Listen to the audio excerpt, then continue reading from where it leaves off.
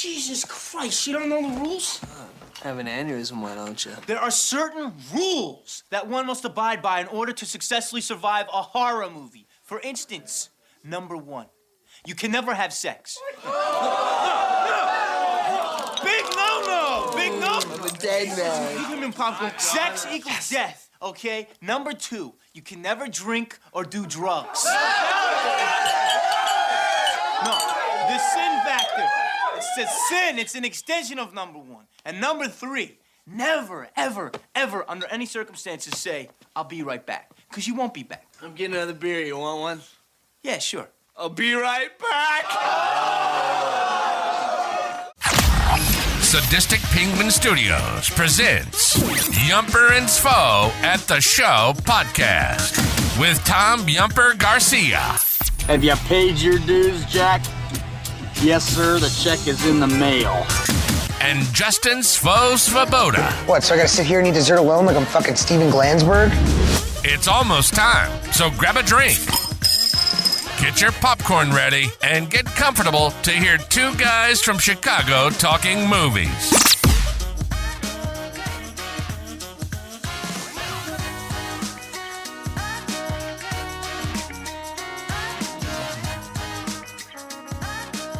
Welcome, everyone, to a live edition of Yumper and Svo at the Show. I'm one of your co-hosts, Tom Garcia, a.k.a. Yumper, and I'm with my other co-host, Justin Svo Svoboda.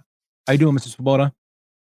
Yumper, I'm good. Thank you for asking. Yump, you did not share that video intro with me, and it is fantastic. Technically, I you did shared the share it. audio. You shared I the shared audio. the intro.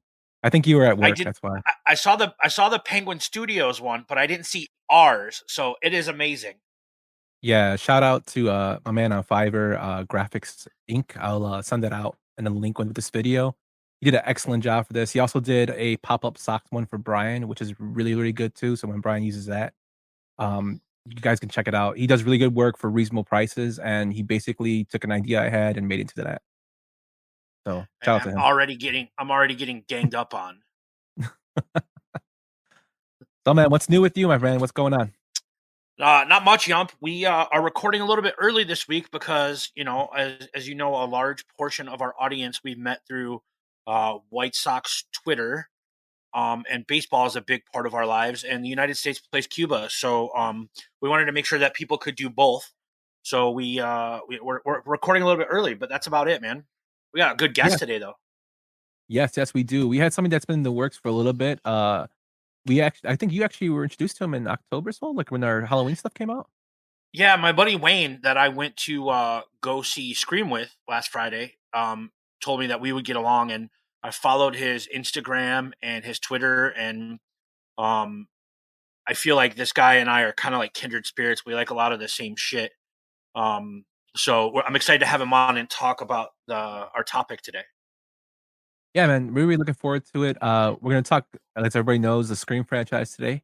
But let's go into our usual spiel and go into what we've been watching this week. So, Swole, why don't you start us off? So the first thing that I saw since the last time we talked was I went to go see Creed 3. Saw it in Dolby. I really, really enjoyed it. It's my favorite Creed in the franchise. Jonathan Majors is that dude. He is going to be a massive Hollywood star. The first time I saw him was in the HBO series. It only lasted a season, Lovecraft Country. If you're a big like sci-fi horror guy, it's like kind of right up your alley. Then it only lasted for a year and they canceled it, but that was really good. And then the wife and I went to go see Champions with Woody Harrelson this week on my day off, and it's good. But I liked it the first time I saw it when it was called The Mighty Ducks. Because it's the exact same thing as the Mighty Ducks. Woody Harrelson gets a DUI, and they make him go do, community service. The premise is a little bit different. It's not, the Ducks. It's some special needs kids that are really, really awesome in the movie, but it's the same thing. But it was still fun. What about you, Yump? What have you watched? So besides filling in the Scream movies, I actually went in and got into like a little Tom Cruise kick. As we know, Tom Cruise his movie Top Gun Maverick was nominated for an Academy Award. So I went back and I watched some of his classics. One of them being A Few Good Men, directed by Rob Reiner. Probably one of my favorite movies in terms of Tom Cruise's library. I love Jack Nicholson in it. Demi Moore is excellent. Um, just awesome movie. It's from a play that was out that basically became the movie, and it's beautifully acted. I'm surprised Jack Nicholson didn't win the Oscar for Colonel Jessup. Got a lot of one-liners that are pretty hilarious in it. And then another one that I was looking at was The Firm. I actually read the book of The Firm before I watched the movie, which is crazy. Uh, Another great, movie about him being a lawyer. Both of them are him as lawyers, which is kind of funny. But The Firm deals more with the mob and how the mob controls a lawyer firm. It's just classics of Tom Cruise. If you guys haven't seen these movies, I highly recommend check them out. Tom Cruise might be more known for being more in action now, with Jack Reacher and Mission Impossible, but in these movies, it's just, pure acting and, he can play with the best of them in terms of, his presence and the way he commands the screen. And he can change like a chameleon to basically make you feel for him and, feel what his character is going through. Now, in real life, he's a weirdo, but we also push that out in the acting sense. He's an excellent Yeah, actor. he is a good actor. The Firm is a really good movie. For a while there, John Grisham like novels into movies were like all the rage, right? Like the Rainmaker and the Firm, and what was the one with Susan Sarandon? Was that the Client? Yeah. I believe so. The client with, So like yeah, with I think Tommy Lee Jones was in it as well. yes, Maybe he I was don't an know. officer. Yeah, the client. Yeah, good movie. Like they were all the rage. I remember the Firm very very well. But do you know what my favorite John Grisham book adaptation is? What? Christmas with the Cranks. He wrote a book called Skipping Christmas that they turned into Christmas with the Cranks when he didn't want to do like a legal drama book, and I love that book and movie. It's a good movie. I mean, it's a okay movie. I mean, I never read the book, but like these are like his pinnacle of what of his work. Uh, No, and I totally get what you're saying. I like uh, that movie, and it's weird. but in terms of Creed 3, like you said, Jonathan Majors is going to be a star. I think he already is there. I mean, he was in Loki He is. already, and now he was in Lovecraft Country, like you said, and now he's in Creed 3. He's was in Harder They Fall, which is a great film on Netflix about Western Yep. and African He American was in culture. Ant It's Man. He's a big beautifully part of the shot too. MCU now. Yeah, Ant Man.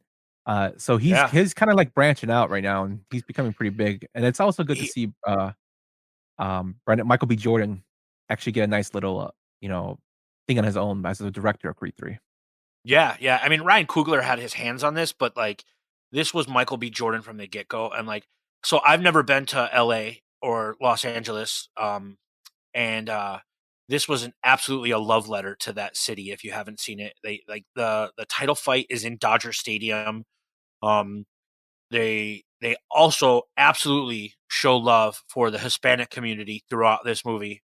And I really, really dug it. I can't wait to own this and watch it again. Yeah, I haven't seen it yet, but I definitely will be checking it out. My brother saw Yeah. it and said he really enjoyed it. He's a big old school Rocky fan, and he loves And the saga.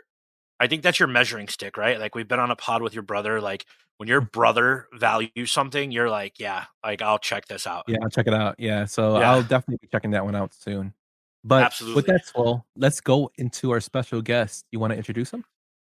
Yeah. So Vinny is the owner and proprietor of the Horror House on Belmont in California. It is Chicago's number one horror themed memorabilia and collectible store. It's right across the street from the OG Kumas. Vinny, welcome to Yumper and Spo. Thank you for having me. Yeah, man, it's a pleasure. It's an honor. We've been talking about this for a while. We have a mutual friend that introduced us, and your knowledge and love for horror movies really, really, really impressed us. And we wanted to have you on, and we thought that this big, massive entry into the Scream franchise would be the perfect opportunity. Hey, any opportunity I can have to talk about Scream and talk to you guys, I'm down for. Also, shout out Yeah, to Wayne putting us in touch and making this happen. absolutely, absolutely. So, Vin, we do a little thing here when we have new guests on where we ask them a couple questions. Are you cool with that? Yeah. Cool. So, the first question that I have for you is, what movie? And I'm really intrigued to hear what you say about this one. what movie do you put on when you're home sick, under the weather, or you don't feel good, or you're down? Like, House do of a you have a Thousand Corpses. go-to movies? House Wow, of a right off the bat, you knew Yep. House of a Thousand Corpses. Okay. Yep. Yep. Like Is that's that I mean, when I was younger, it was Terminator 2 and Home Alone. Then Beetlejuice, and then The Crow, and then as I got older, now it's like, yeah, I put on either the OG Texas Chainsaw Massacre or House of a Thousand Corpses, and if you talk to certain people, they'd probably tell you it's the same movie.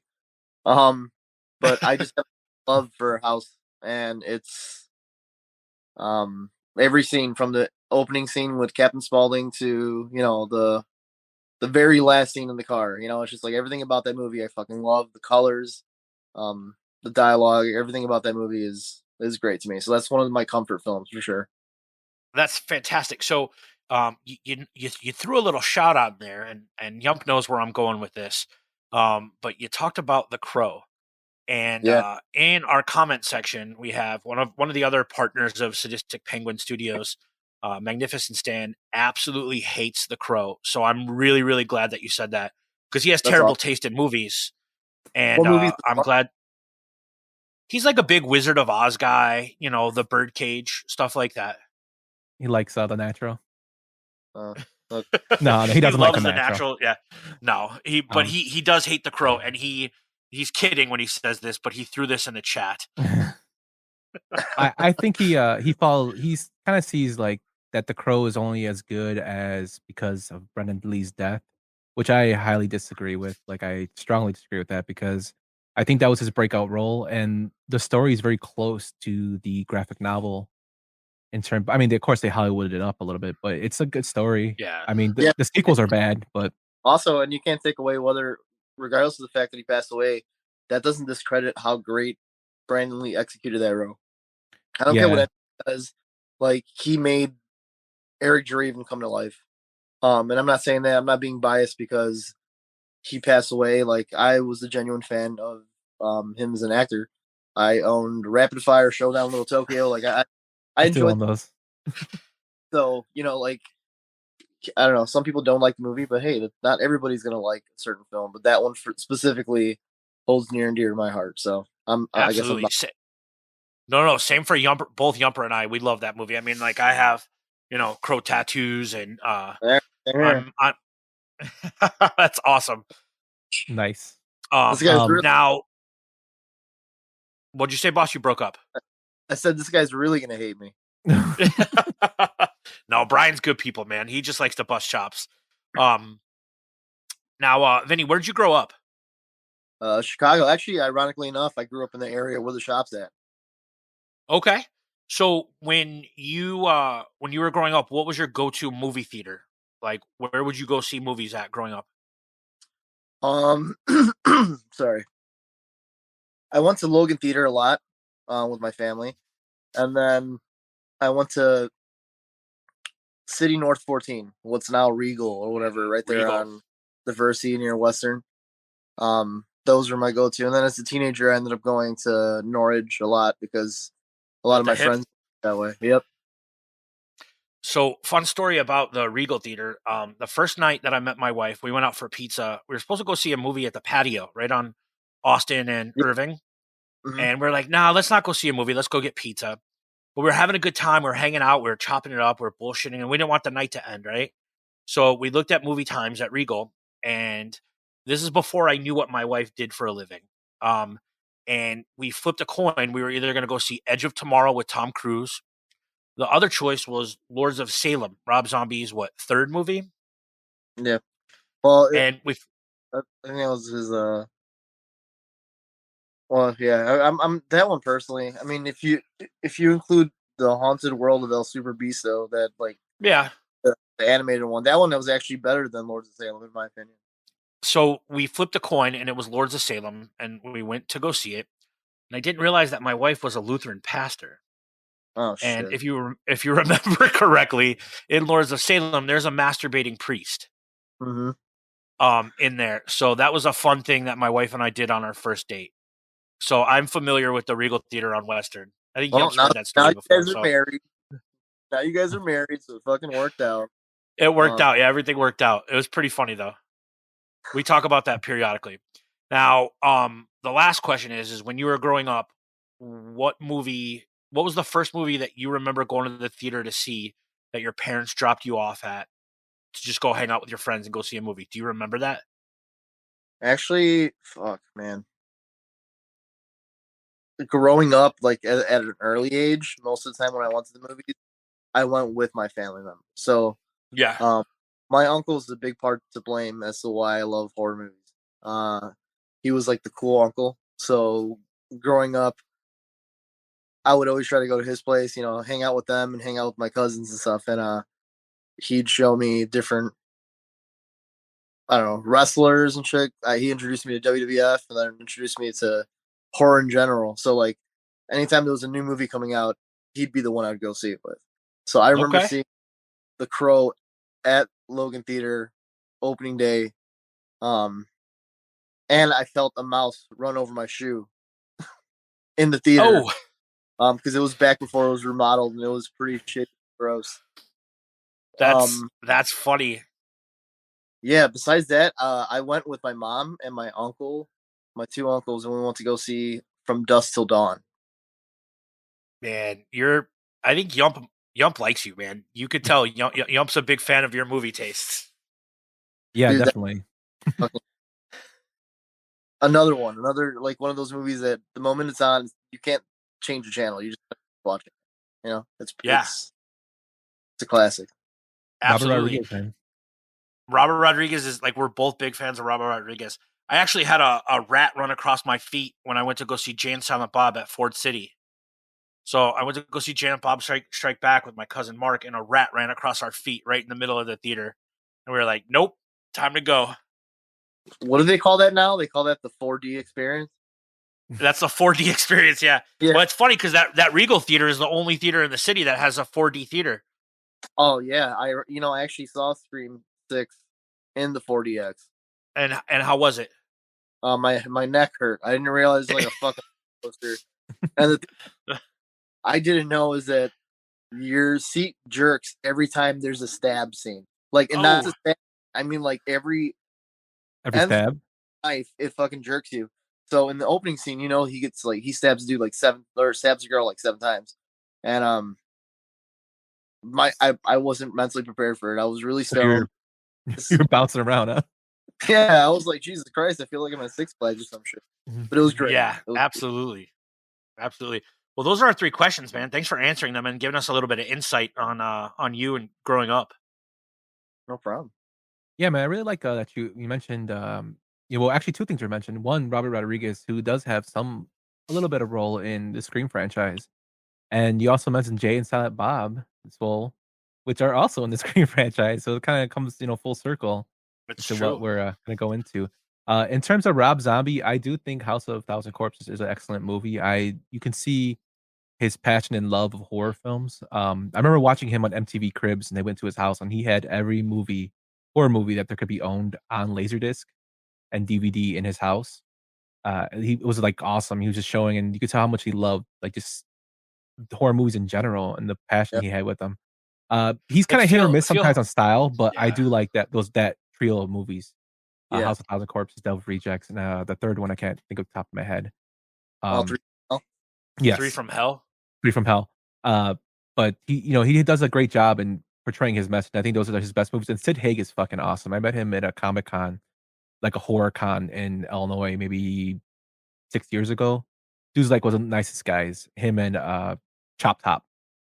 I call him Chop Top. Bill Moseley, dude. He's Bill Moseley. Best part is like,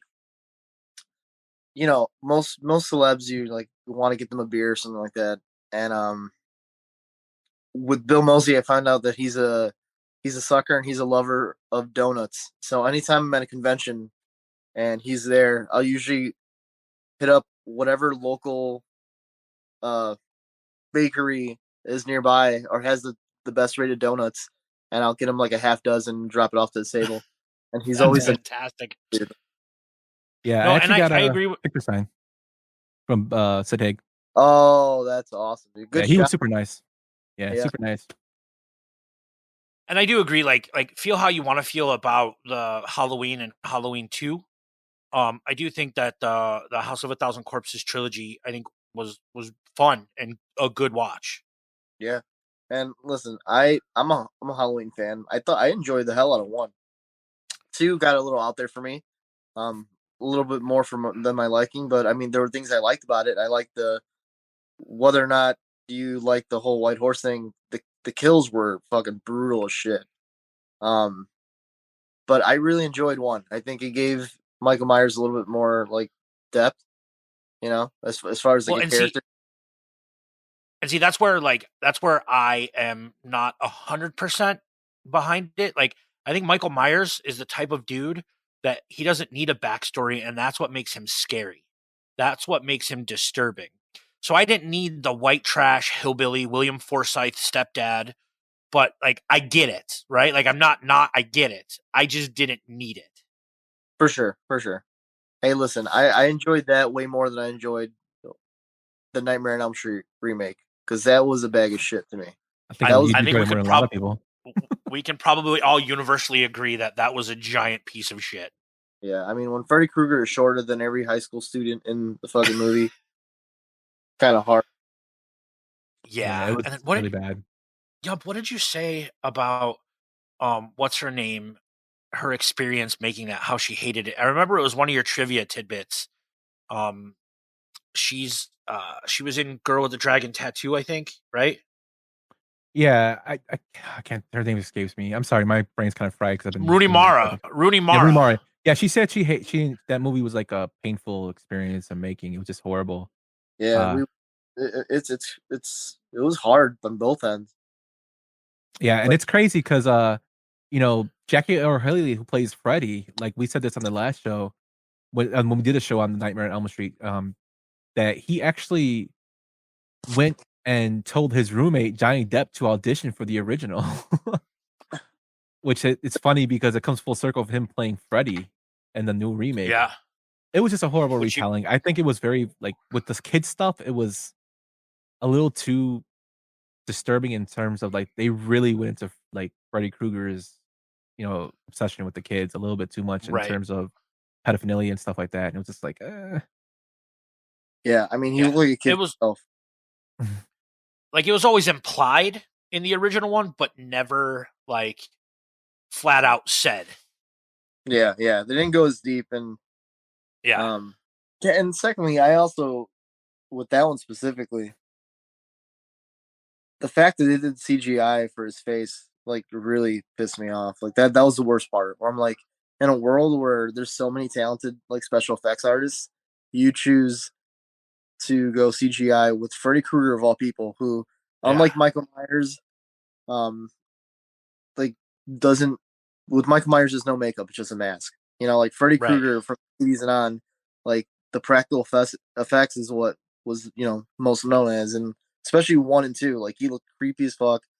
Freddy was super slimy and just like disgusting looking, and that was the first 2 that I watched that really fucking fucked me as a kid. Um, Yeah, those movies are intense. like I yeah, felt like at least like the movie a little bit more, like the remake, if they would have used practical effects.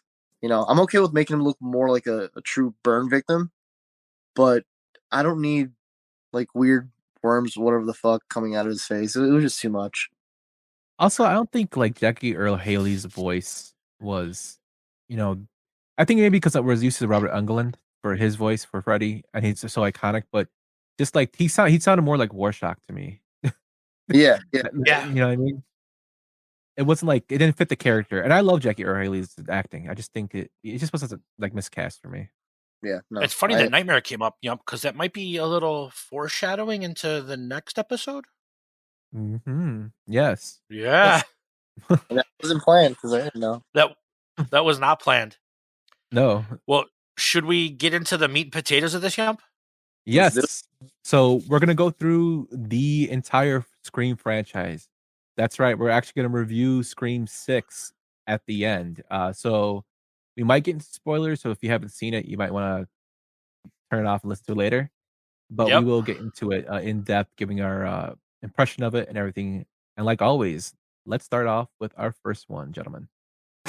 call the police? Mr. Sorry ass, My mom and dad are gonna be so mad. 1996 Scream, directed by Wes Craven, who's known for Nightmare on Elm Street, People Under the Stairs, and Hills Have Eyes. Starring Nev Campbell, David Arquette, Courtney Cox, Rose McGowan, Skeet Ulrich, Matthew Lillard, Jamie Kennedy, and Drew Barrymore. This movie had a budget of $15 million and made a whopping $175 million at the box office. So, Swole, I know you're a huge fan of Scream. You got the tattoo on you. Tell me why you love this movie so much. So, this movie, hands down, single-handedly, not only revived but reinvented the slasher genre. Right? Like, it was dead. It was dormant. They weren't making any other movie. They weren't making, mainstream slasher movies. There might have been independent ones being made. This brought it back to the box office, and they brought it back in a big way. It made fun of all the rules of scary movies. It paid homage to the greats. The cast was great, and it was the first movie that I saw on my own when my parents dropped me off at the theater. And I think it was December of '96. This movie holds a special place in my heart. I will always love it, and I revisit it every year. What about you guys? Go ahead, Vinny. Honestly, man, I love the shit out of this movie. I think it was because it broke the fourth wall and it kind of like exposed horror in a way, but also like did everything you expect them to do and did the opposite. Like, I think especially the ending when you find out that there's two killers instead of one. Back then it blew the fuck out of my mind, and I thought it was genius. And it was a breath of fresh air, and I felt like that really reinvigorated the whole slasher genre again. Matthew Lillard is fucking gem in this movie, dude. He's so good. I'll talk more about it later because I think part 6 there's some things that I personally think are interesting about that character specifically. Okay, no, Matthew Lillard, he's known for being quirky in his movies. Swole's favorite baseball movie, Summer Catch. He's in there. He's really quirky. Scooby Doo. He's in a bunch of movies with Freddie Prinze Jr. But his plays perfectly into his character in there, Stu. I think he's like one of the highlights of the movie. David Arquette, as Dewey, as being such a weird mom, a guy who's 25 years old, lives at home with his mom and sister still, and is a deputy. It has like a lot of ingredients for classic horror, but they make, like you said, they kind of make fun of it and make a spin off into something new. And this, like you guys already alluded to, pump more life into the horror franchise. Like Wes Craven, who's probably one of the godfathers of modern horror, reinvented it. He reinvented the slasher genre, and it's rewatching this one specifically, it does kind of have some outdated things in it. But it's still an enjoyable watch, and like Matthew Lillard and Skeet Ulrich, their chemistry between, especially when they're revealed to be the killers, is like hilarious. Nev Campbell is like her big break. It's got the fucking Fonz in it as the principal.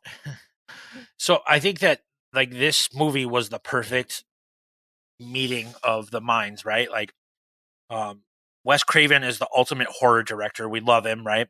But then Kevin Williamson wrote the script, and Kevin Williamson knows how to fucking write teenagers, right? He wrote Dawson's Creek. He knows how to write teenagers, and it was the perfect like mashup of the two, like where to the point where Wes Craven had to be convinced to do this movie. He didn't want to do this movie. But I just think it was the perfect storm of two things at the same time that created this, like, I don't want to say masterpiece, but just like it is a pop culture masterpiece. I love the fact that it seems like Wes Craven was towards the later years, really leaning towards poking fun of like the horror genre and like kind of like the holes in horror, like whether it be breaking the fourth wall and a New Nightmare, where you're like, am I watching a Nightmare on Elm Street movie, or am I watching like now it's real life? Like Heather Langenkamp's playing Heather, she's not playing Nancy. It's just like he was kind of experimenting with things, and like you would think with Scream especially, Um, probably before they filmed the movie, I assume like some people probably didn't think this would work as well as it did, especially in the box office. You know, like most people probably couldn't pull it off the way Wes Craven did. It's funny you say that because just going through the research for the movie, when Williamson pitched this, there was actually bidding for this that kind of got into like a little war. And Dimension Films, who's with Miramax and the Weinstein brothers, were actually in a bidding war with another company, Synergy Pictures, which had Oliver Stone actually, at spearheading trying to get this script to be, made. He wanted to direct it, and eventually Miramax won out with their bid, but automatically Kevin Williamson recommended Wes Craven to come and do this because he said he can basically see my vision of what I want to do and add, what he wanted to make it scary. And I thought that was crazy that Oliver Stone almost directed Scream, which would be a I totally can't. different movie. I can't Dude, imagine what a piece of shit this movie would have been if Oliver Stone had directed it. Like a lot of Doors in the soundtrack, bunch of cocaine usage. hey, listen, I love Natural Born Killers. Yes, I think he would I have mean, been fine. Oliver Stone has his place and has his time, right? But I mean, and we're not going to talk bad about Wes Craven, but when was the last time he did something worth mentioning? I think the last movie he did, I think that was worth mentioning was what was that movie with the dude from Friday Night Lights and Gossip Girl? Wes Craven or Oliver Stone? I don't No, watch Oliver Stone. No, it was a movie with both of those dudes. With her and him, where she was kidnapped by the cartel, and they had to go back and get her. Oh, Savages. Savages, yeah. I think that was the last thing that Oliver Stone did that I thought was decent. Benicio del Toro. John Travolta, right? Yeah. Yeah, John Travolta was in it. Salma Hayek, Benicio del Yeah. Toro. Well, and Yump would watch it because he'll watch Salma Hayek read the phone book. I saw that movie actually in theaters with Jen. That's like one of our first dates. But just like a couple Shout trivia out, points. shout out, Jen! Happy birthday, Jen! Yes, happy birthday, Jen. Thank you for putting up with me. But such a couple of trivia points about the movie. I found it interesting that Kevin Williamson actually offered the role of Sidney Prescott to Molly Ringwald, and Molly Ringwald turned it down, saying she does not want to play a 27-year-old high school student. So that kind of, which I'm glad she did. Bob Weinstein actually approached Danny Boyle, George A. Romero, Sam Raimi, and Robert Rodriguez to direct this movie first. And that's when Kevin Williamson took his foot down and said they wouldn't get it, which is kind of ironic because Robert Rodriguez does have a little history with the Scream franchise. And lastly, Joaquin Phoenix was offered the role of Billy Loomis, and he turned it down. That would have been. Yeah, I don't know. I think Skeet's at this point. It's kind of hard picturing Skeet not being Billy.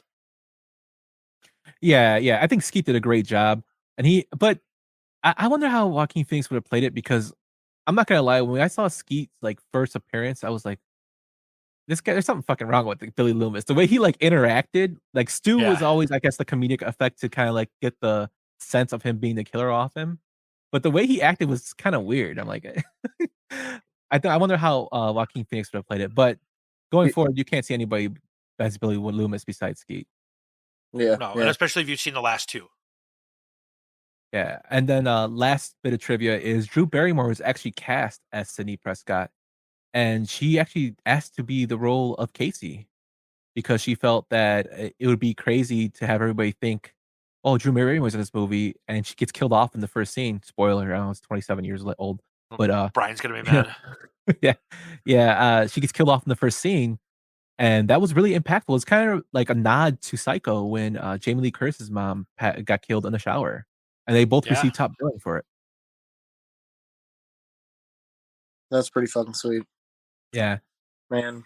Do you guys remember seeing like the first time you watched Scream? Was it in theaters or was it?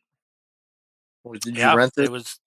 Nope, I was like I said, my parents dropped me off to go with my buddies to go see it at Sony Theaters in Streamwood, and I walked out of there and I was like, "Yep, this is gonna be my personality for the next 27 years."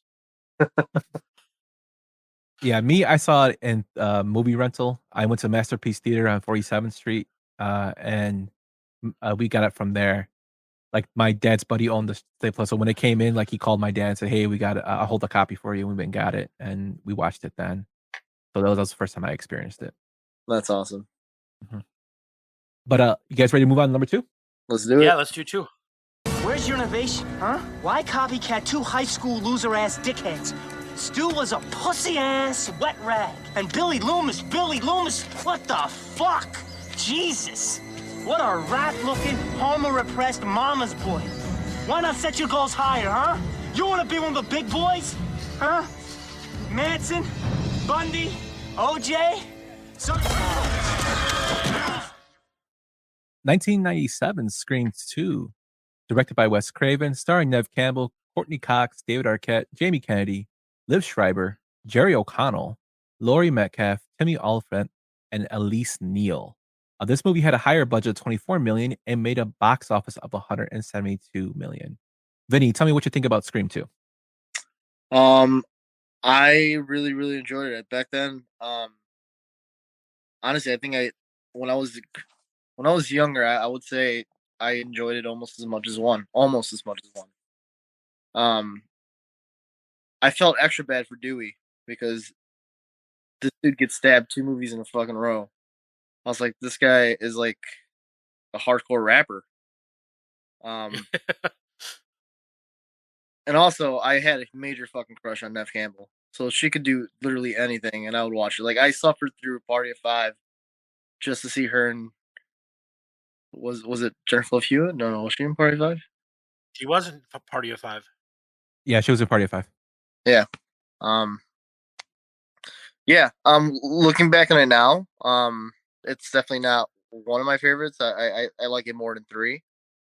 But it was still super fun. I think the scene that stood out to me the most, because I would say from all the Scream movies, I took the longest not watching this one or rewatching it for, I would say, at least good 10 years maybe. But the one scene that will always stick out was the opening scene with Jada Pinkett and being in the theater at the whole stab thing. At It the was so- stab premiere. It set the tone. It was fucking awesome. Like that's one of my favorite scenes. And for sure. What about you guys? So I like this movie. I think this movie suffers from and I'm gonna spoil it, but shitty final killer syndrome. Like, what's her Jackie from Roseanne? What's her name? Yump. Laurie Metcalf. Laurie Metcalf is absolutely terrible. Like, that's a terrible cop out. Like, as Billy Loomis's mom, it's like writing a story and then, oh, I woke up and it was all a dream. I think Timothy Olyphant was great. Like, I love that dude. But I think that's the only thing that holds this movie back for me. I love that they had more names in it, that they had Jerry O'Connell, Jada Pinkett, Omar Epps is in it, Sarah Michelle Gellar as Cece, right? But I hated that it was Nancy Loomis's mom, and just like another movie in this franchise, she cannot fucking act in this movie, at least, at all. It was terrible acting by her when they do the reveal and she's the fucking reporter in the white suit, like pantsuit.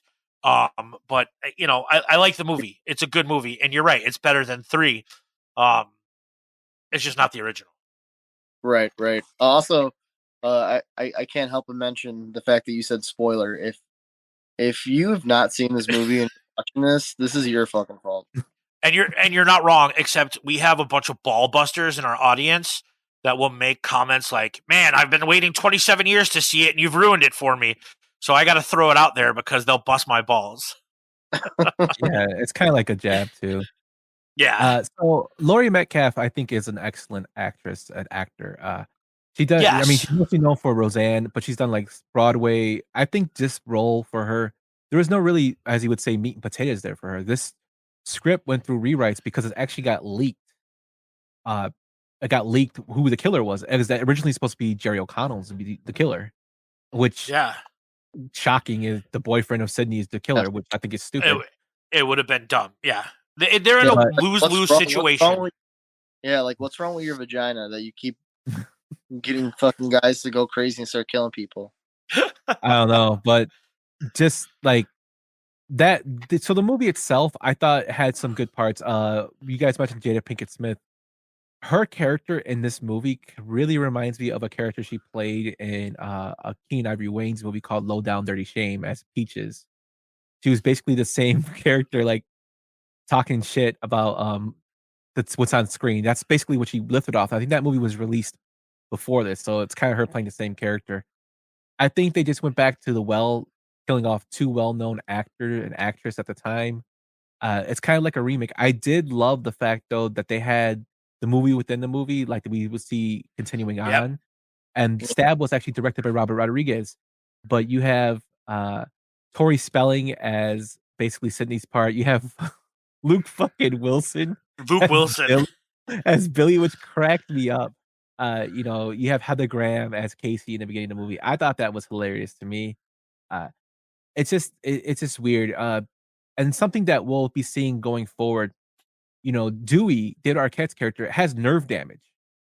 Yep. He walks And with a limp, and Yep. he's got like a stiff arm.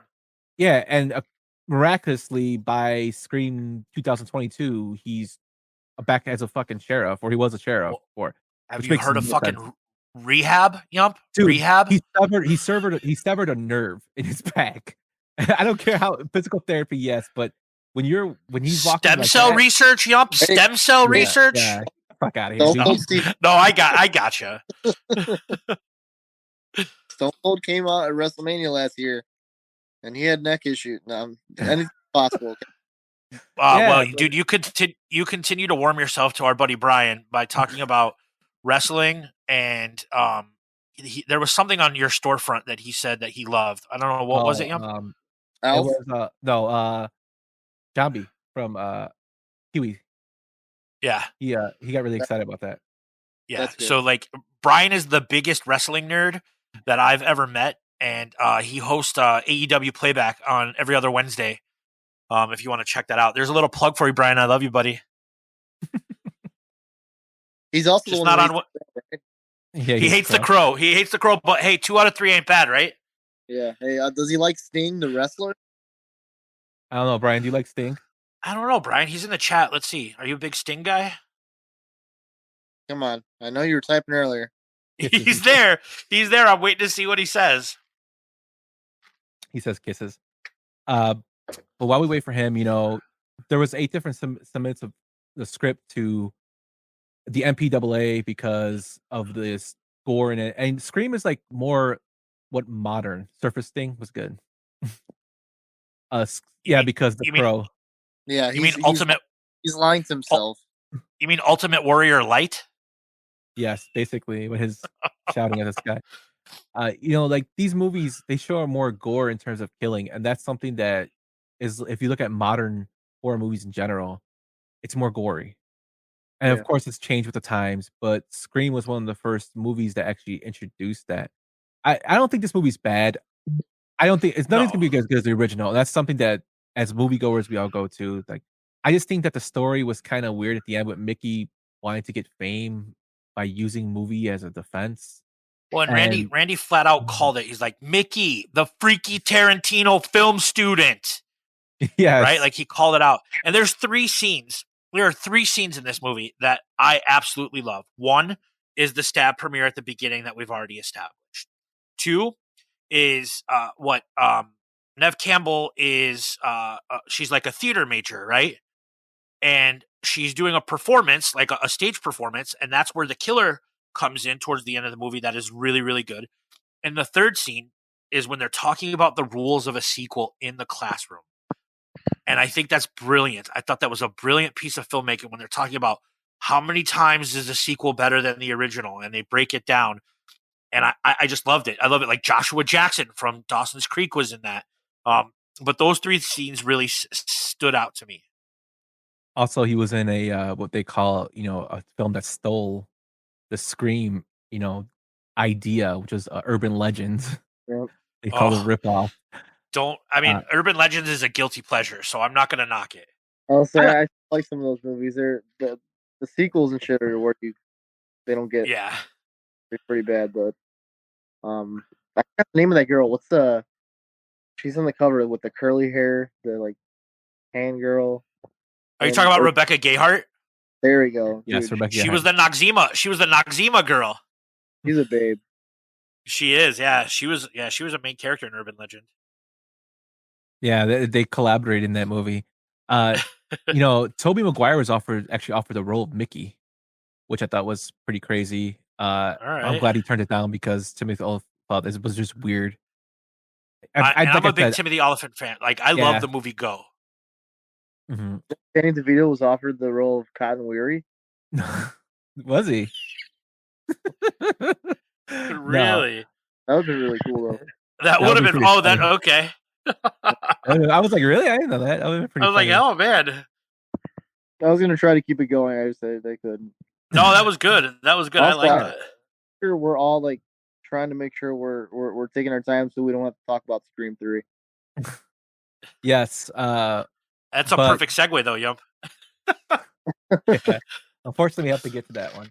Here we go. What's the next one? Told you I'd make a movie someday. Huh? Oh my god. Well, if you're watching this tape, it means, as I feared, I did not survive these killings here at Windsor College.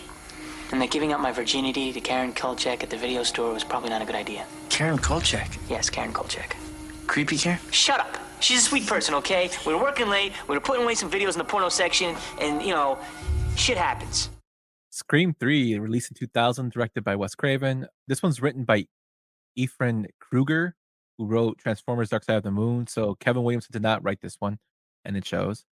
Starring Nev Campbell, David Arquette, Courtney Cox, Scott Foley, and Patrick Dempsey. At a budget of $40 million and a box office of 161.8. So Vinny, you already alluded to me.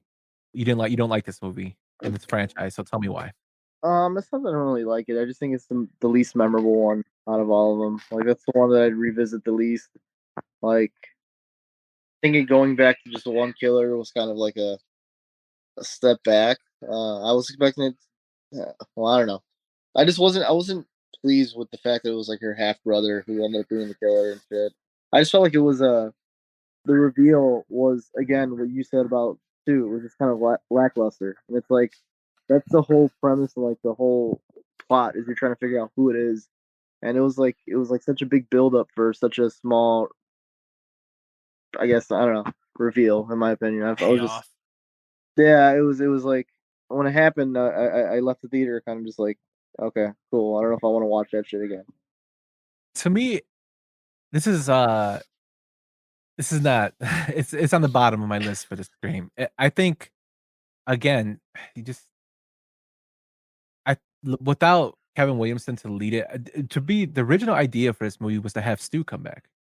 Matthew Lillard was actually paid to be in this movie, and then when Williamson couldn't do it, they still paid him, but he didn't appear. Like he did like little cameo voices and stuff. In the newer Screams, just the voiceover, like a voice. But and in Scream 2, he was actually at the frat party. He was actually an extra in there, which I thought was kind of cool. But this one, it kind of deviated. I understand what they were doing, but it's just not that good. It just felt different. It Yeah, didn't. it was totally different. And Dewey and Courtney Cox's character Gail, they're on their like 20th breakup. Yeah, They go back and forth. I do like some of the aspects though where it's kind of ironic because Miramax made these films. Dimension Films was just a subdivision of Miramax, and they have Lance Henriksen, who's like one of my favorite like character actors, play a creepy executive, and Harvey Weinstein was the head of his company. How they let that pass, I have no idea, but it kind of foreshadowed what was happening in the future and what's going to come out in the future with the Me Too movement, and also what was going on in the Hollywood scene back then that everybody knew about but didn't really talk about openly, which I thought was kind of crazy that and the Weinsteins let that go through. Yeah, so but I do like the fact they brought in Carrie Fisher for a little cameo when she says that the real kid. They say she looked like Carrie Fisher, but she says the only reason she didn't get Princess Leia was because Carrie Fisher banged George Lucas, which I thought was pretty funny. Yeah, I figured that we were gonna touch on the fact that she was in it. I think that was a small little scene that I enjoyed too. But again, Well, if we're ranking all the Scream movies, that's probably in the bottom of mine. It just lost the feel. It lost. I was excited to just see the new Scream movie. So at the time, I saw this one in theaters as well, but it just you could tell that it just whoever I don't know, it didn't feel like I was watching the third installment. I felt like I was watching a whole new film that just took Scream name, and they were just kind of we're trying to take our money at that point. Yeah, it's kind of like it's going down a downward trend. What about you, Swell? So, while I agree with both of you that this is like my least favorite, I revisited it for obviously Scream 6 coming out, and you know how I feel about the franchise. And then I realized that her half brother, like making sure that Maureen Prescott was killed, and then him claiming that he's a director, I thought was a brilliant storytelling aspect of the movie. But it was one of those things where they pushed it too hard and it got corny, right? The Jay and Silent Bob cameo made it feel like a joke. And then the fucking Creed music video Oh, dude. was what also made me not take this seriously. But going back and watching it from that perspective, where he's a director directing everything, I thought was a different piece of storytelling that we haven't seen. But I agree with you both that it's not the best in the original trilogy. It's not even the second best in the original trilogy. Yeah. But it is a fun aspect of the story, I think.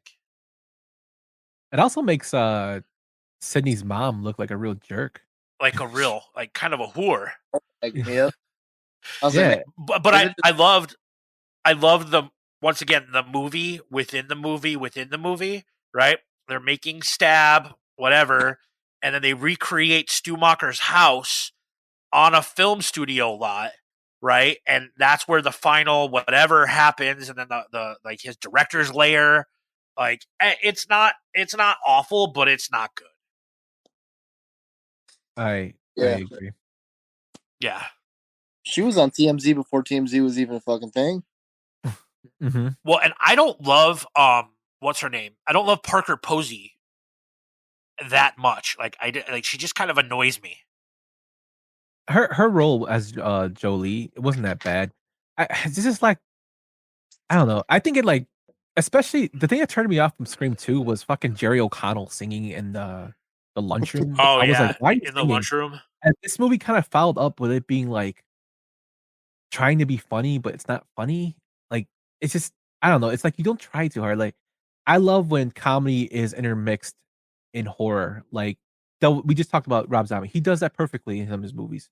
Also, Thousand Corp. Like it's fucked up some of the comedy that's in there, but some of it you can't help yourself but laugh at Sid Haig's Captain Spaulding's lines, even though he's a psychopath. Or the Munsters. Or the Monsters. You had like comedy in it, but I think the last two movies really kind of pushed for it a little bit more, and it wasn't. Yep.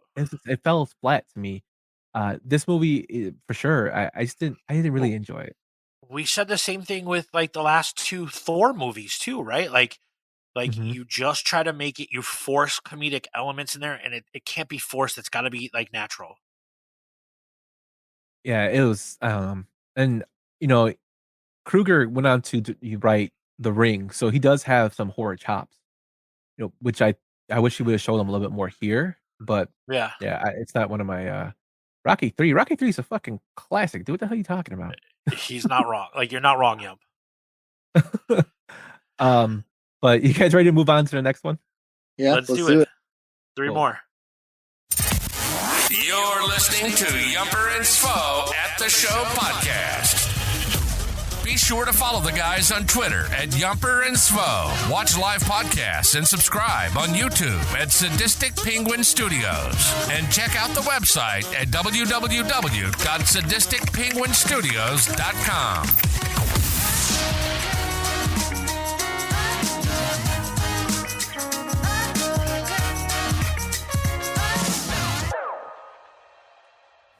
Well, it's a stab fanatic, clearly. Working on less of a shriekwell and more of a screamake. Copyrighted terms, by the way. Because all there are now are remakes. Only horror the studio's greenlight. I mean, there are still rules, but the rules have changed. The unexpected is the new cliche. Yeah, you gotta have an opening sequence that blows the doors off, dial up some flashy music video direction, and the kills gotta be way more extreme. Modern audiences get savvy to the rules of the originals, so the reversals become the new standard. Scream 4, released in 2011, directed by Wes Craven. This is actually the last film that Wes Craven directed before he passed. Kevin Williamson returns to write it, starring Nev Campbell, Courtney Cox, David Arquette, Rory Culkin, Hayden Panettiere, and Emma Roberts. This movie had a budget of $40 million and made a box office of 97.2. Swole, tell me what you think about Scream 4. So I love the audio clip that you used when they talk about the opening scene has to be, intense, and then you go to the credits, because do you know, like, what really started that for this genre was the lake sleeping bag scene in the 2009 Friday the 13th, right? Like, dude's looking for the weed and he's listening to Motorin, right? And then all of a sudden, Jason puts him in the sleeping bag over the fire and the fucking kills get intense. So, once again, they're mocking the rules of the horror game. They're doing it with high school nerds recording their lives on the internet. And Gale Weathers has to come back for a stabathon, and the killings come back to Woodsboro. I think Scream 4 is criminally underrated in the echelon of rankings in this series. I like this movie. I like, Sidney Prescott, and I think the worst part of this movie is Emma Roberts. Like that, she can't act. But I like this movie, and I like the way that the story moved this franchise forward. Yeah, I agree. I felt like this was this made me want to see more Scream movies. After 3, I wasn't sure how they were even going to go about it, but when I watched 4,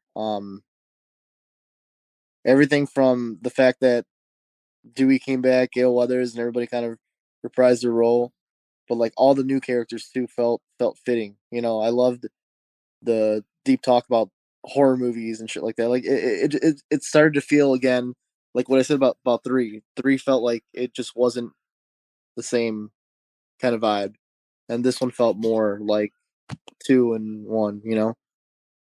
Yeah, I like the reveal. I like the killers. I agree with you wholeheartedly. Emma Roberts is not my choice. I can't stand her as a actress. I felt like they could have casted somebody better, but I did like the killers. I did like you said, what was his name? Rory Culkin, Macaulay's brother. Yes. yeah. He was really really good, and he was somebody who caught me off guard when I found out he was the killer. Yeah.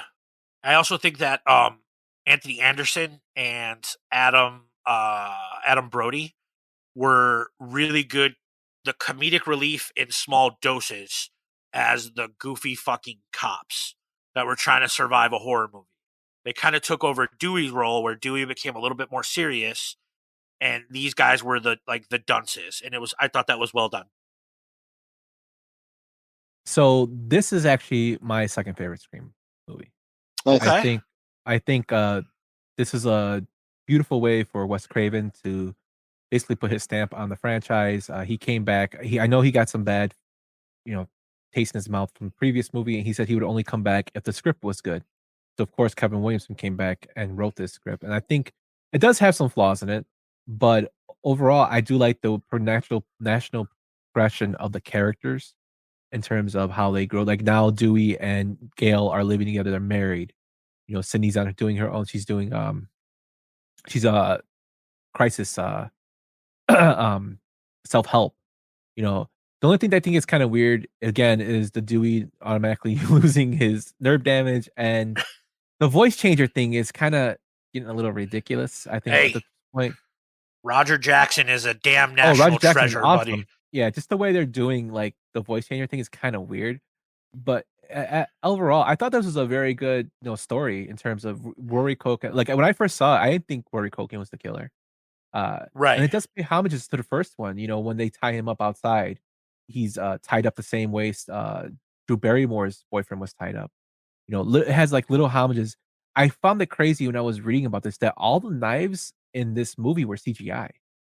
So every Really? knife, yeah. So Wes Craven got tired of using rubber knives and just said, fuck it, let's go CGI. And it looks pretty crazy because if you look at it, I really couldn't tell, especially in the opening scene where, he stabs in the stab movie where he stabs the girl. You can't really tell it's a CGI knife, which I thought was crazy, but there's a shitload of blood in it. So, uh, it's probably my second favorite Scream movie.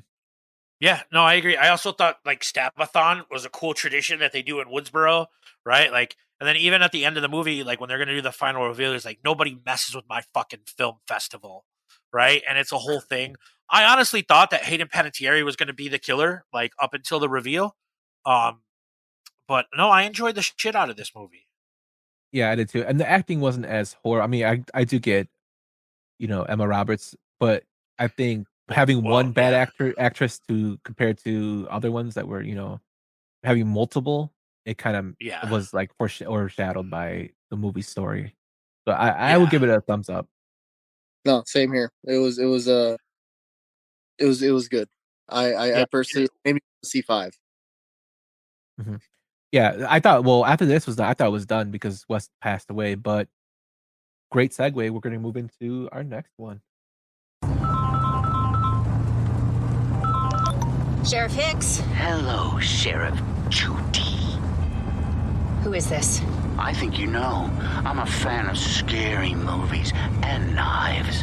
What's your favorite scary movie? I prefer animated films and musicals. Scream 2022 or Scream 5 was directed by Matt Bettinelli Olpin and Tyler Gillett. They also directed a scene in VHS and did Devil's Due, starring Nev Campbell, David Arquette, Courtney Cox, Jenny Ortega, Melissa Barrera, Jack Quaid, and Mason Gooding. This movie had a budget of 24 million and a box office of 140 million. Vinny, tell me what you think about Scream 2022. I actually really enjoyed it when it came out. I like the tone of it. I like the new characters and the actors who are playing them. I thought you guys go first. Let me find a better way to. Yeah, we can come back to you for sure. Yump, is it okay if I take the Yeah, lead? go ahead. So a couple of things, right? Like this was, Scream 4 came out, years before this, and this was a way to make what they call a requel, a remake sequel, and they played off the same rules of the original franchise. They brought back the three iconic characters. It's back in Woodsboro. I think everyone already knows how I feel about Jenna Ortega. Um, Wait, I don't know but this. What? How do you feel? I would like, yeah, I drink her bathwater, Oh like God. if I could. Yeah. um but Matt Bettinelli Open is an old school like Asian Man Records punk rocker, right? Like that's his, like he was in the band Link 80. His first directorial thing was for an Alkaline Trio music video for Goodbye Forever, right? Nice. And Alkaline Trio is probably top 3 favorite bands um of all time. And there's actually Alkaline Trio song in the beginning of this movie, so like nice little homage to that. But they also brought back Skeet Ulrich, and they mentioned Stu Macher for probably the first time in a long time, and her visions of Billy Loomis when she's having psychotic episodes, I thought was really really good. That little tie-in to bring the whole thing full circle was really, really enjoyable. And Kevin Williamson wrote it again. So huge fan. Huge fan of this movie. Very, very happy with the way the franchise is going. So to me, this is of course after Halloween, in 2000. This is so I can see where everybody's going with the requel. So this movie isn't bad. Did I like it? It was okay. And the reason I like it in certain aspects was the way they took the story. I love they brought back Skeet, but having him as a hallucinations made no fucking sense to me because unless she has a history of being psychotic, which until she found out about him, there was no like evidence of that. So that kind of was like, so now we're going kind of like a psycho kind of element to it. The gore is, there for those who love the gore and whatnot. So I thought that was a nice little up it. But to me, it was like a lot of play again off Halloween and how the movies are going into more gory aspect of them. I love the fact they brought back, Sydney, Gale, and Dewey. It's horrible that they killed Dewey. Spoiler alert. I'm sorry if you didn't see it, but Dewey dies. Uh, they finally killed Dewey. Dewey's finally gone. So that aspect kind of sucked. But I do see what they were going, introducing new characters, having them related to Randy, having Sydney's cousin be in Yeah. it. Previously, and then now you have Billy Loomis's daughter. Yeah, so it's kind of coming full circle in that sense. I just don't know if I connect with the new cast as I would with the old one, and that's kind of not their fault. It's more because we've seen the other ones in the previous 4 movies. Um, but I just think it was kind of weird with, like I said, the Billy Loomis hallucination stuff kind of threw me off, and I think they were trying a little bit more inspired by Halloween, the green version of Halloween, um, and is making of this film. And How they're both fucking huge dare fans. you? How They're both dare huge you? fans. No, but they're both huge fans of Craven, both of them, which, you know, to me was they give him the most respect in the movie. They pay tribute to him. They had the house where the Stu Brubaker's house when they, showed the inside of it, they actually had pictures of birds to help, to pay homage to him because Wes Craven was a bird watcher. I love that aspect.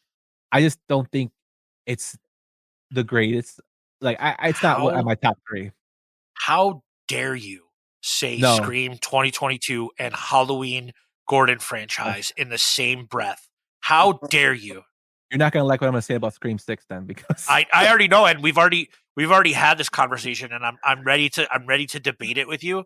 Um, um, but I how dare you compare this to the David Gordon Green Halloween trilogy? I yeah, totally do because it's kinda got a lot of similarities to it. I It's mocking them. and as It's as far as absolutely mocking them. being satisfied, it was a total opposite with me. I was happy with Scream, not happy with the Halloween Ends. That was a big bag of shit.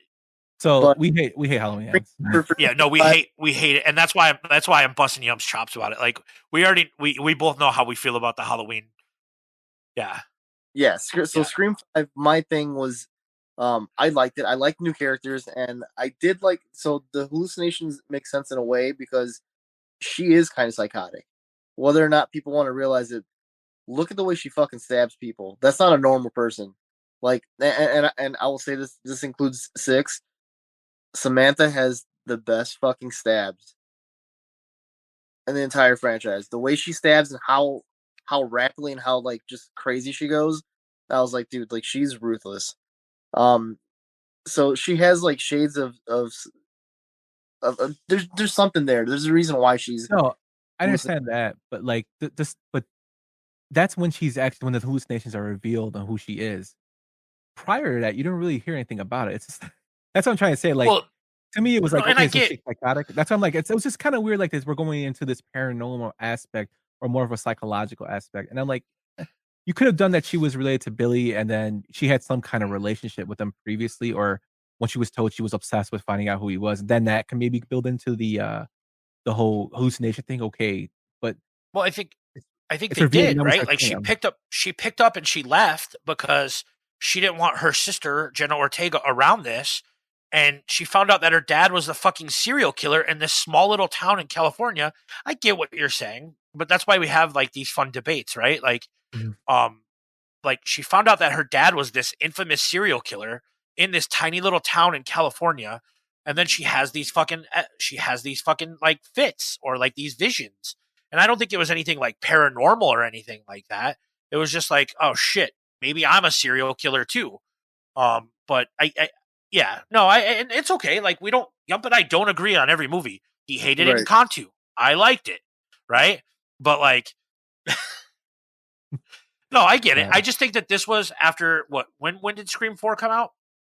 Scream 4 came out in 2011. Right, Shit, like, that that's a long layoff between like movies and a franchise. I think this was a fun, different way, and I do think that they were mocking. I think they were mocking the David Gordon Green Halloween franchise, right? They were talking about requels instead of sequels, and how it's not really a remake, but it's not really a sequel, right? And you're wiping away all that stuff. And I think they were mocking that shit because Halloween Kills and Halloween Ends were fucking ass cheeks. They were ass cheeks.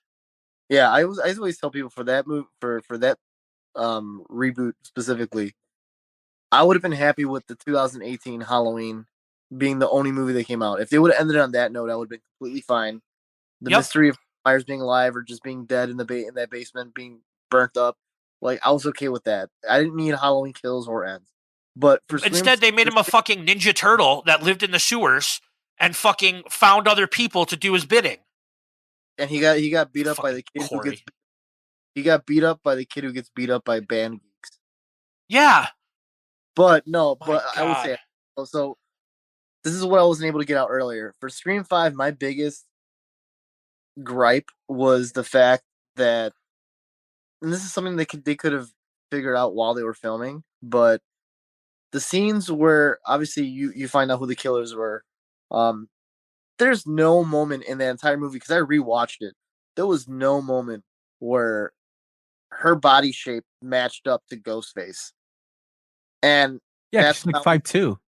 Huh? Right. She's like 5'2". She was like 110 pounds.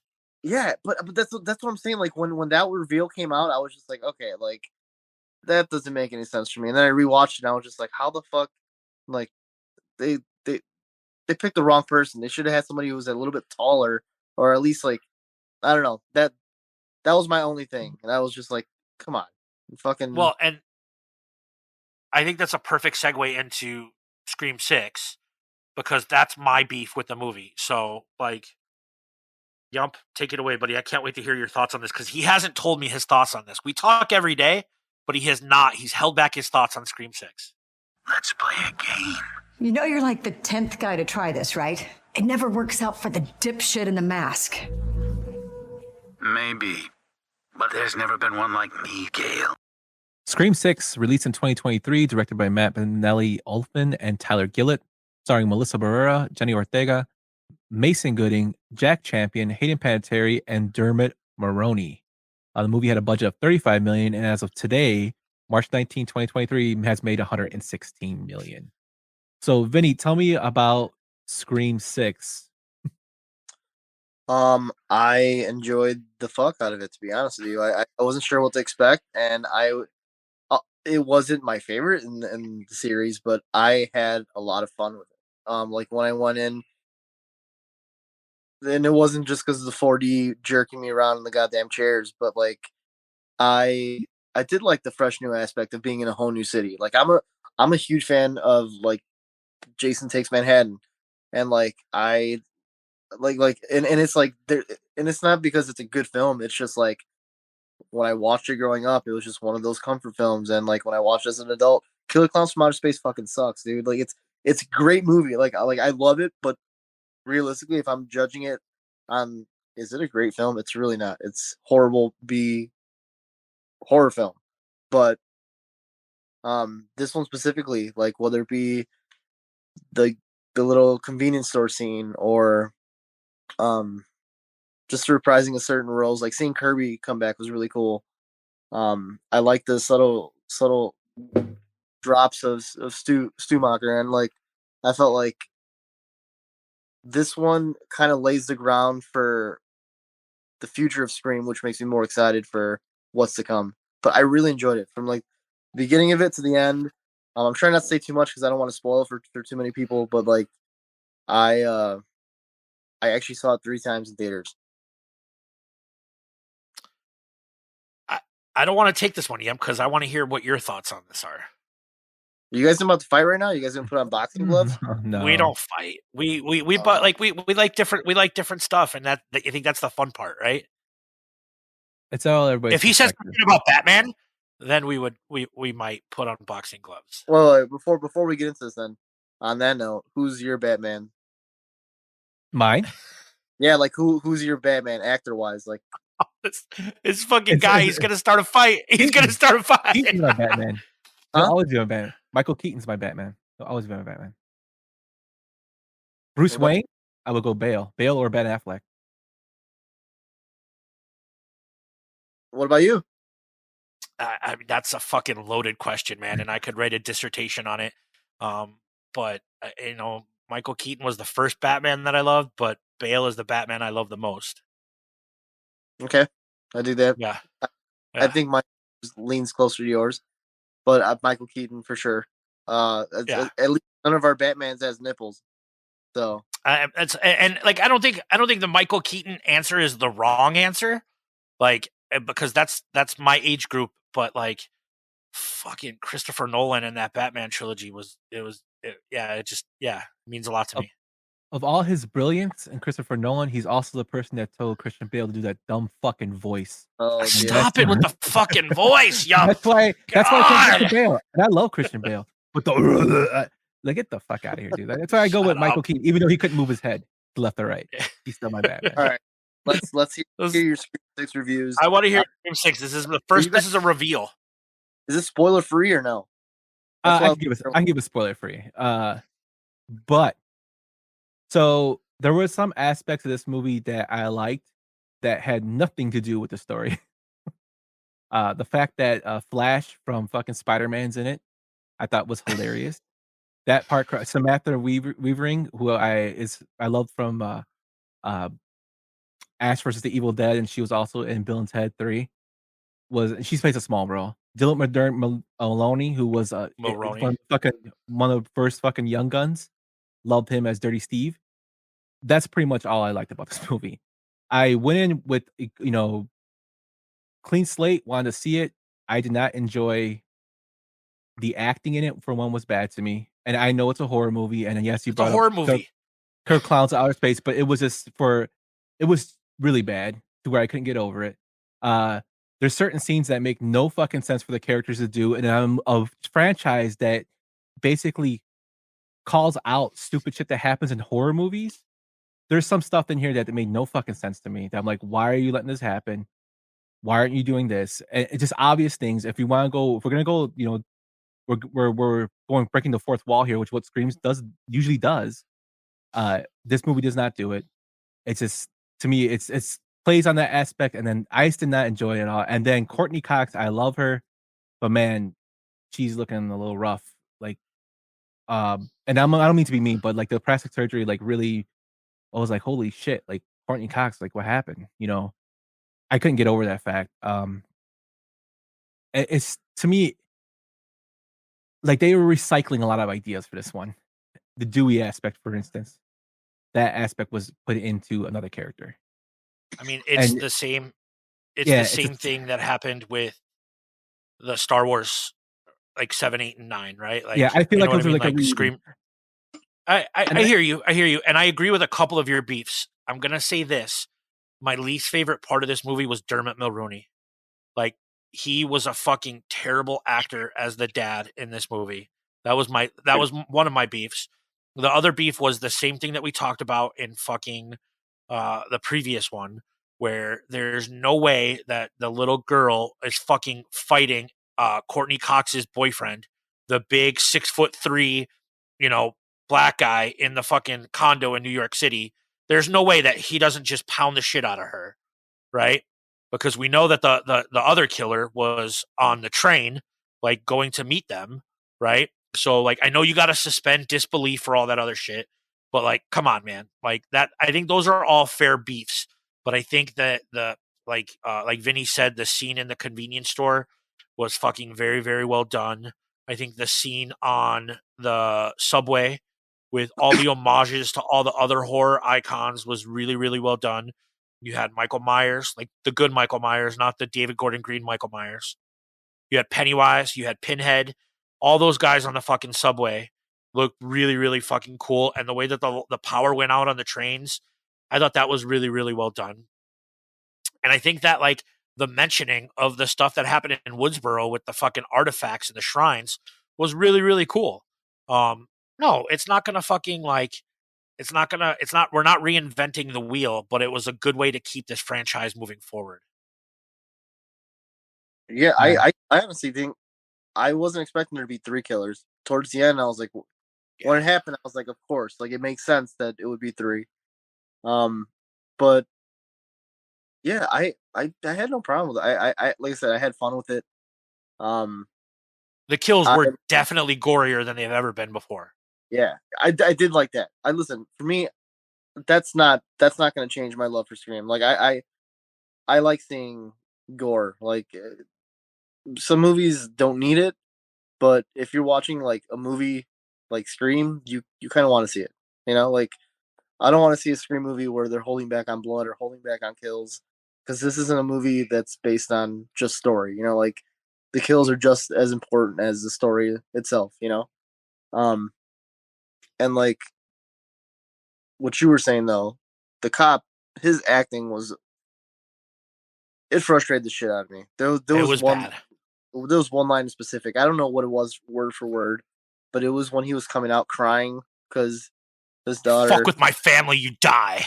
Oh, dude, that line! I every single time.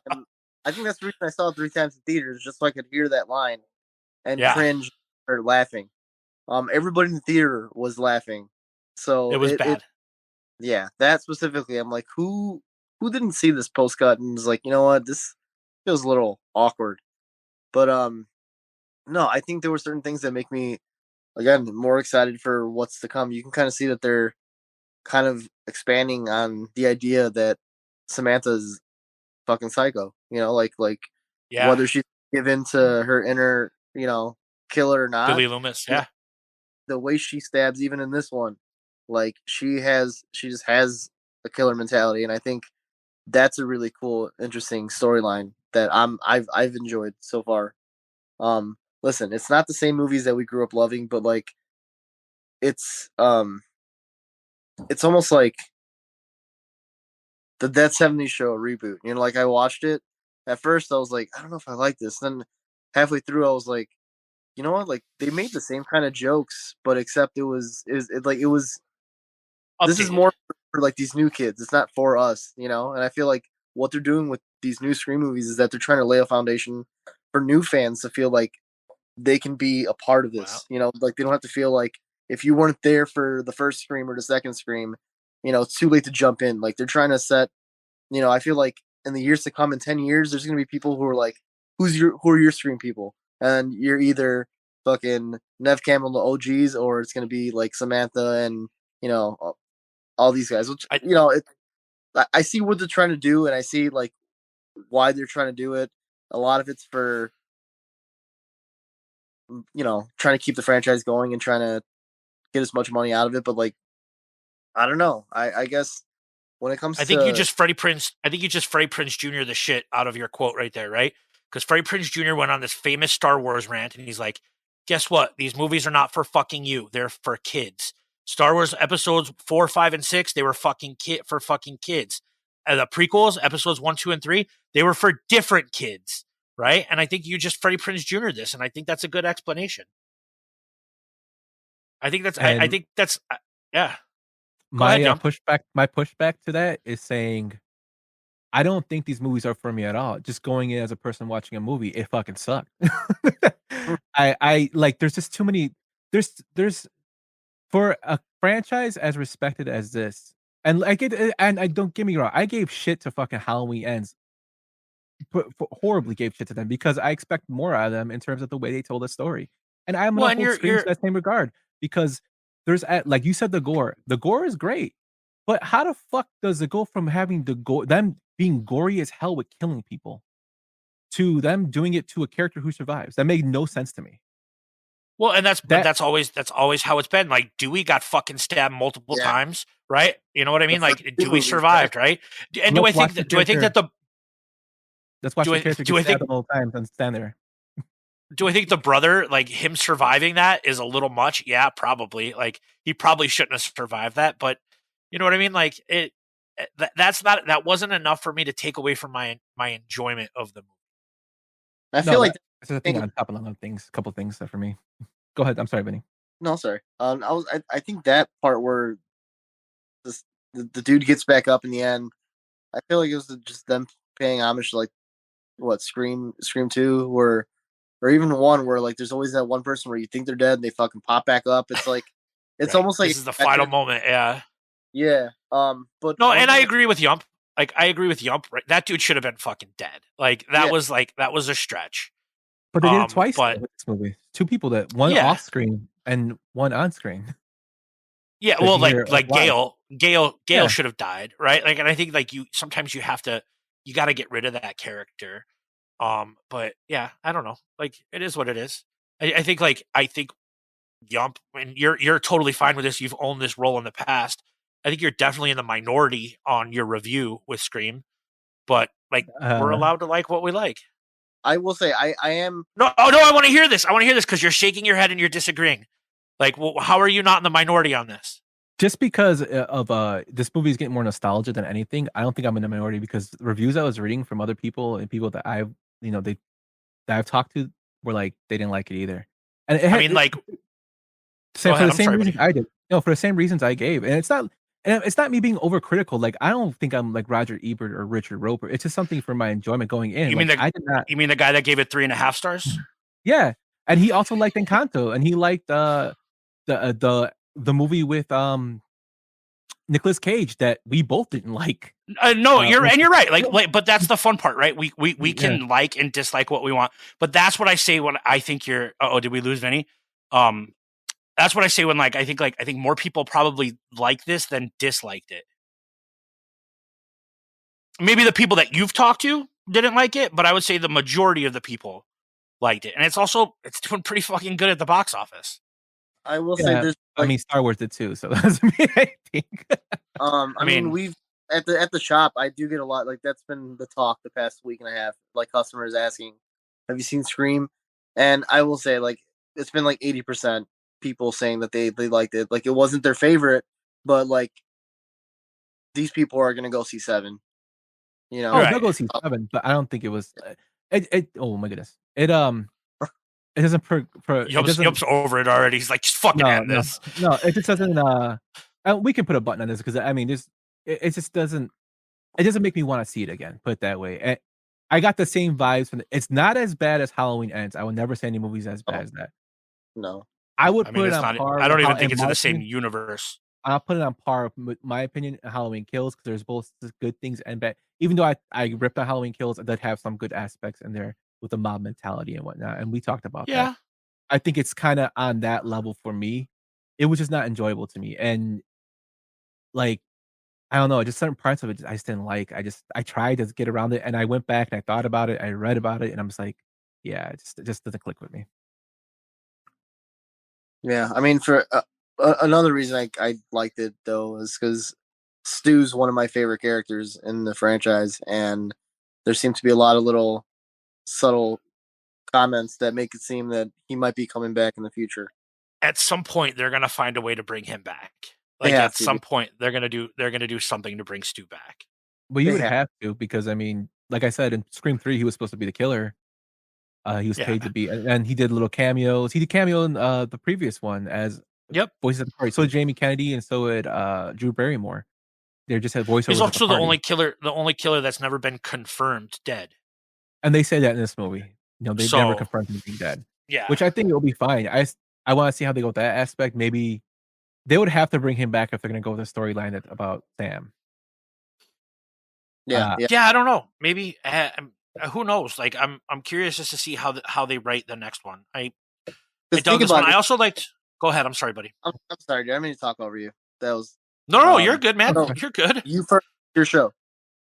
Well, no, I loved the little I loved the Jason Manhattan at the beginning of the fucking movie. Like they're watching it on the TV, and that's it, right? Like the little tributes to horror icons of the past, I thought were done really, really well.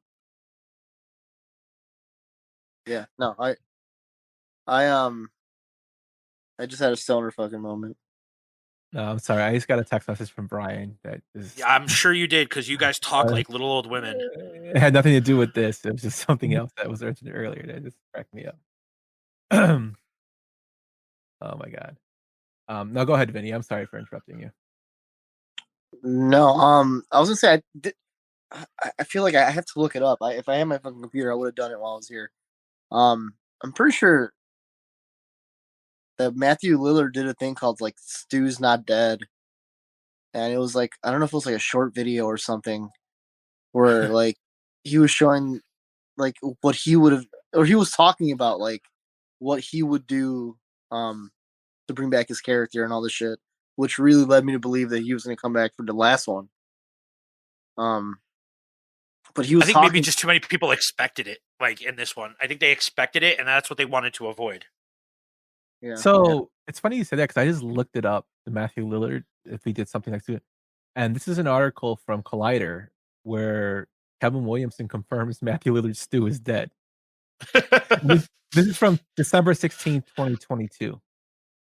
So, but then they did this. Yeah, that's what I'm saying. Like, are they? I don't think, and I don't believe Kevin Williamson wrote. I think these are based off the characters. I don't think he wrote this script.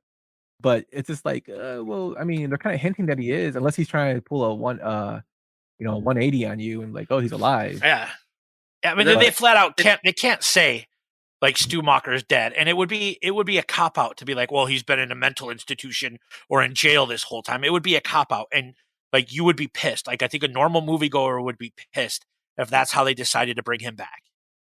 Yeah, well, I feel like that's what we call in the wrestling community, we call it kayfabe, where you know that they're just telling you that shit to keep the magic alive in Hollywood, so you don't know what's gonna happen. They decided to use him. They want everybody to believe that he's dead, because what's the point of saying he's alive? Then we're all gonna. Yeah. No, I think that's. It could be. No, go ahead. Do I think he's dead? No, I said, are you guys excited for Evil Dead Rise? Yes, actually, that's actually a remake that I'm looking forward to. That's yeah. You know what? I can't wait to fucking bash it on our next Yumper phone. I'm gonna really like it. Like I'm gonna secretly like it because I like that type of shit. But I'm gonna bash it just because Yump likes to do it to me. No, I'm just fucking with you, Yump. I'm fucking with you, dude. And if you bash it, I'd be like, you're in the minority. That's what I would tell you. Well, I would say, like, I mean, I think the guy that owns the fucking horror shop in Chicago, when he says his audience comes in and like it, I think the people that you have talked to might not like it. I don't think you're in the minority, like, whatever. I think the people that you have talked to might not have liked it, but that's what I mean. Like, the Rotten Tomatoes score is good. The box office score is good. That's what I'm referring to. Yes. That, I mean, that is good talk. By somebody else. So that doesn't mean anything to me. I mean, like, when it comes to this is totally like another rant off. When it comes to user reviews, I don't go into that because She-Hulk got fucking smashed and destroyed by people on IMDb, and that show really isn't that bad, like people say it is. I still haven't seen it, so I don't know. But I believe you. I believe you. But I'm like, but if 100 people say it, you know what I mean? Like that's all I mean. No, I get that, but I don't. I just didn't like it. I tried. If Stu comes back, then I might go back and watch the next one. But that's fair. They need to work on their. And I think that's the cool. That this franchise has its ups and downs, right? Like we talked about Scream 3. We talked about what my beefs were with Scream 2. Like the franchise has its ups and downs. It's not perfect by any means, but all horror franchises have like that. Yeah. And if you watch some of Scream 3, there's a couple people in there who aren't that great of actors either. Where like, yeah, if we're judging it on that scale, I think the part of me that enjoys watching Scream 3, it's because it takes me back to back in the day. But like, you're a big Creed fan. You like the music video. Oh yeah, they're like Nickelback of back then, you know. And like we did our Halloween deep dive, right? Like how bad was fucking like, how bad was Halloween 4 and Halloween 5? Or like, I mean, they're fun to watch for me because I like that shit, but like, talk about Halloween Resurrection and Busta Rhymes, right? Like all these franchises have their ups and downs. And they're polarizing, right? Some people really like them. I like fucking Halloween Resurrection. Yeah, I mean, I did at the time when I was young. I enjoyed Halloween H2O. Then I watch it now, and he looks like the Michael Myers mask was so. The mask in H2O is the worst fucking mask I've ever seen. Dude, well, the one Resurrection, it looked like Michael Myers had just taken a shower. His hair was all soft and fluffy and shit. He was like herbal essence or something. And the fourth one, his mask actually comes out to be pink in a couple parts. It does in a couple parts, yeah. That's Yeah. cute. Well, I think that was a fun deep dive on the Scream franchise. Yeah, that was cool. If you guys ever want to do another franchise, hell, if you guys end up wanting to do one for Evil Dead, Oh, that's Yump's, like, that's his bread and butter right there. Yeah, Bruce Campbell's my dude. I love Bruce He Campbell. is. are you going to the Bruce Arama thing? No, I'm gonna try to make it. I don't think I'm gonna be able to. But I like whenever he comes to a Comic Con, I try to go there because he's like one of the nicest dudes, and he's also a shit talker, which I'm a big fan of. Yeah. There was a person who was watching like an early screening, Mhm. and I saw him yell at him. yeah, he's like, "Get the fuck out of here!" He's like, shut the fuck up. Yeah, he's great. But Vinny, why don't you plug your stuff, man? Cool. You can find me at the Horror House. Me and my brother pretty much live there. We're located at 2911 West Belmont. You can follow us on Instagram, Facebook, and TikTok under at the Horror House Shop. And then next month on Sunday, April 30th, we're gonna have Tim Capello, the sexy saxophone player from Lost Boys. He'll be there from 12 to 6 doing a meet and greet, and then at 6 p.m. he's gonna do a performance in store of "I Still Believe" from the movie. Nice. Sick. I'm actually, like, I talked to Kelly today. We went out for sushi. I am going to be there for the Tim Capello thing because The Lost Boys is absolutely one of my favorite movies of all time. And I had him do a cameo for the 108 tournament 2 years ago. I want to go meet Tim Capello. I love that. Yeah, you got to come dress as Star though. I will. As Jamie Gertz. I'll come as Jamie Gertz, and I'll bring Yump as Jamie Gertz's little brother. Lonnie, Eddie Munster. Brian says he'll go with you. Done, Brian. Let's go, man. Let's do it.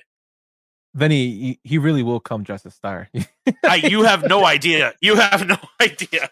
Dude, I need somebody to match with. No, that's awesome, man. No, shout out to Vinny for coming on. Follow him at the Horror House and check out his store. He's got all kinds of cool shit. I might buy a couple stab prints if he has them. But yeah, we're very, very grateful for you to come and be our guest on this episode. Well, I appreciate you guys taking the time and having me on. So anytime you guys want to do it again, I'm more than happy to. Awesome. For sure, Thanks, man. buddy. Sure. Thank you. Oh man, that was a good one. That was a good one. That was I knew.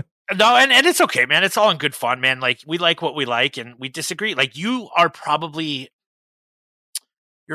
more knowledgeable on horror movies than I am. Like, I like what I like, but you've seen a bigger array of them. So you have more opinions. Yeah, I don't know. Like, I like bad stuff too. I know you do. click for me. It just didn't click for me. But with That's that, Swole, okay. you want to tell everybody what's going on for our next show? So, first, before we do this, me and Swole have been talking about putting more content out for you guys. I know we do every 2 weeks, usually is our schedule. Unless there's something that's going on, we might go 3 weeks. So we're gonna try something out new where we're gonna go weekly. And see how that goes, and if you guys enjoy that content a little bit more, because I know I do get asked by certain people, when's our next podcast gonna drop? When's the next episode? Yeah. No, that's okay. We have so much stuff, like so much content on Sadistic Penguin that, like, we didn't, like, we probably could go every 2 weeks, but it's a creative outlet for us. So we're gonna try to go next week and see how it works. But also full right to go back to every 2 weeks with work schedules and families and stuff like that if things get too busy. Because we've always said, right, Yump, back me up on this, when it stops being fun, we don't want to do it, right? Like, It's got to be fun for us. And if it gets to be too much, we'll go back to bi-weekly. Yep. So look for us next week. We still haven't decided if it's gonna be Sunday or Monday, depending on what puts in our schedules. We'll let you know sooner in the middle of the week, for sure. But Swole. So this is kind of like right up our alley, Spags. Like, we do want to start talking about some TV series, maybe stuff that we really like. I think we just need a little bit more time to develop what TV shows we want to talk about, like themes we want to talk about. But it's absolutely a possibility. We're not just movie related too. Yeah. Just not Wednesday nights. Yes. Just not Wednesday nights. Yeah. We do Wednesday nights. We're gonna do Wednesday night 8 to 10. Yes. Spag, to go back to your TV series now, we kind of had that in discussion for a while. I know we're mostly movies here, but with the way everything is coming in terms of media, streaming, all that stuff, we kind of want to branch out to it. Maybe not as heavy as some other shows, but we will sprinkle that in throughout our show going forward. We got tons of content planned out, like in terms of stuff, ideas and whatnot. So we're not short on that. So this is why we can go weekly. We just want to try something new because we do like to do this, and like Swole said, it's an outlet for us. So we'll be trying this weekly thing out. Let's tell everybody about our next episode. Yeah, so our next episode next week, we are going to do movie remakes. And which one was better, the remake or the original? We know how it might go for most of them, but we're excited to talk about the remakes. So, we already discussed one of them earlier this episode, and I think maybe that might be making a reappearance. I don't know. Who knows? We haven't discussed the movies that we're going to put in there yet. Yep, we haven't discussed it yet, so we're going to go in blind, and we'll have 5 of each of our favorites or ones that we think suck, and we'll let you guys decide. Before we get to Swole's final thought, maybe a draft movies and stuff. Should we do a draft? We should start doing some draft episodes. Definitely. We should start on doing Wednesday nights. Year drafts. Yeah, that's a good one. Year drafts on Wednesday night. But now seriously, before we get to Swole's final thought, thank you guys so much for tuned in. I know we got the baseball game coming up. We're trying to cut it close so where you guys can go get a couple drinks in and watch it. Check out the From 108 playback with Sox Machine. They'll be for watching the USA versus Cuba tonight. Also, check out my man Brian's AEW playbacks on Wednesday and the Statistic Penguin playback, and his show Getting Drafty in here on Fridays at this YouTube channel. If you guys can, please like and subscribe, or just subscribe. We're just trying to build the channel up again, as we left the previous one, and now we're here. So we're trying to get our subscriber numbers back up. And check out the statisticpenguinstudios.com, our website, where we post all our pods and our articles there. And with that, take it away, Mr. Swoboda. Yeah, absolutely. Once again, thank you for watching this episode. Thank you to Vinny from the Horror House. And if you guys get a chance, on Tuesday is my day. Brian, when's your day? Vote for Sadistic Penguin Studio representation in the 108 tournament. I don't know when Brian's day is. Brian, can you throw your day in there real quick before we sign off? Mine is Tuesday. I'm working on some content for it now. I think he might be Wednesday. I think Brian is Wednesday. If you want to vote for Brian's Tuesday as well. What I need you to do is I need you to create burner accounts and give 1 vote to Brian and 1 vote to our boy King Nam, because I can't pick between those two beautiful bastards. And shout out to the 108 guys for making fun stuff for us. And taking care of us. And on that note, we'll see you guys next week. Deuces. Oh, also vote for Mr. Hand. yeah, vote for Pete as well. I forgot. Aloha's going up against the juggernaut, Alley White Sox. Let's show Pete some love. But with that, show Pete some love. Thank you for listening to Yumper and Svo, a Sadistic Penguin Studios production. You still here? It's over. Go home. Go.